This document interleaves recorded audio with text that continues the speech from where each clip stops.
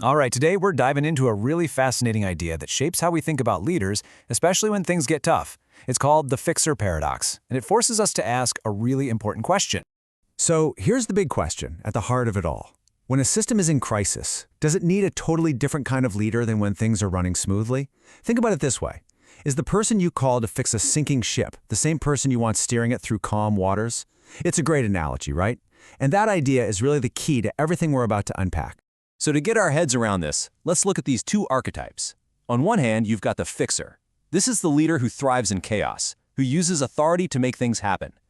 On the other hand, you have the stabilizer. This leader is at their best when things are steady, using negotiation to build agreement. Now, these two styles are often in conflict, and to see how that plays out, we're going to look at a powerful real-world case study.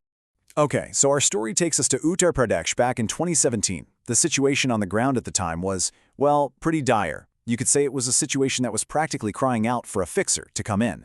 Let's take a look at what the leader who stepped into that role, Yogi Adityanath, was really up against. Now, according to the source material we're drawing from, the state was seen as basically broken. The administration was just stuck, totally paralyzed. Law and order, it was a huge, constant worry. And politics was deeply tangled up with criminal elements. So you can imagine, if you're an investor, you're probably not rushing to put your money there, right? Public confidence was pretty much at rock bottom. And this quote, wow, it just captures the mood of that moment perfectly. The argument here is that when a system is that broken, asking nicely just isn't going to cut it.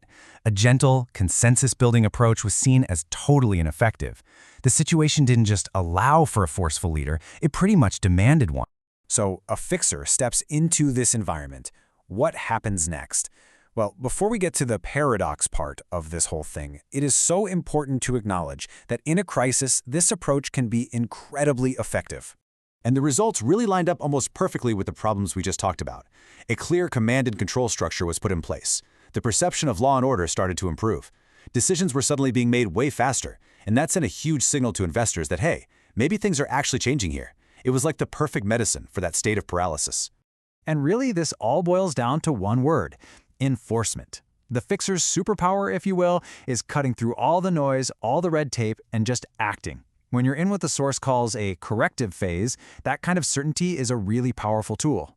But, and this is a big but, here's where we get to the heart of the paradox. You see, the very skills that are perfect for fixing one broken state, well, they might not be the right tools for running a massive, incredibly diverse nation. And this is where the analysis starts to get really, really interesting.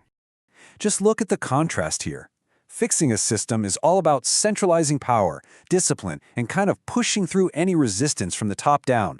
But running a stable system, that's a whole different ballgame. It's about negotiation, making institutions feel comfortable, and just being predictable. They're like two completely different operating systems for leadership. And this point is so crucial. The question isn't whether a leader is capable or not. It's whether their specific capabilities are the right match for the situation. It's like a hammer is a great tool, but not if you're trying to turn a screw. So this analysis isn't judging the skill, it's all about the context. And to assess that fit, the source proposes a neutral framework. Okay, let's walk through this 5-point test from the source. First up, governance. The assessment, strong on enforcement, but mixed when you need to build consensus. Next, global comfort. A rigid public image can actually limit your flexibility on the world stage. How about urban and youth resonance? Well, it's uneven. The style really appeals to a core base, but maybe not so much to others. Fourth, coalition acceptability.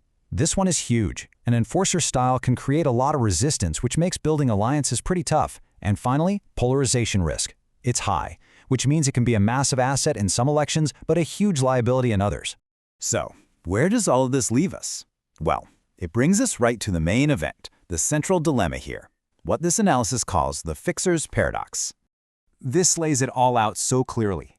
The fixer style is in its element in certain situations, right? Think of polarized, two-way elections where there's a strong demand for authority. That's its sweet spot. But it really struggles when things are different. In tight elections where you have to build alliances, where people want stability more than they want a big confrontation, that's where this style can run into trouble. And this quote just hits the nail on the head. What fixes disorder does not always sustain stability. It's so true, isn't it? The powerful medicine you take to cure a major illness isn't the same as the healthy diet you need long-term. Fixing a problem and sustaining a system are just two very different jobs. And that, right there, is the formal definition. This is the big idea to take away from our explainer. The paradox is this. The very same leaders who are absolutely essential when a system is broken are often the wrong fit for when that system needs to heal, breathe, and grow.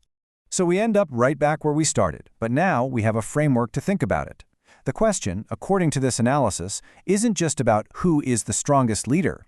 It's about what kind of leadership the moment truly demands. Will India in 2029 need a fixer to correct course, or will it need a stabilizer to manage calm seas? That's the question this paradox leaves us with.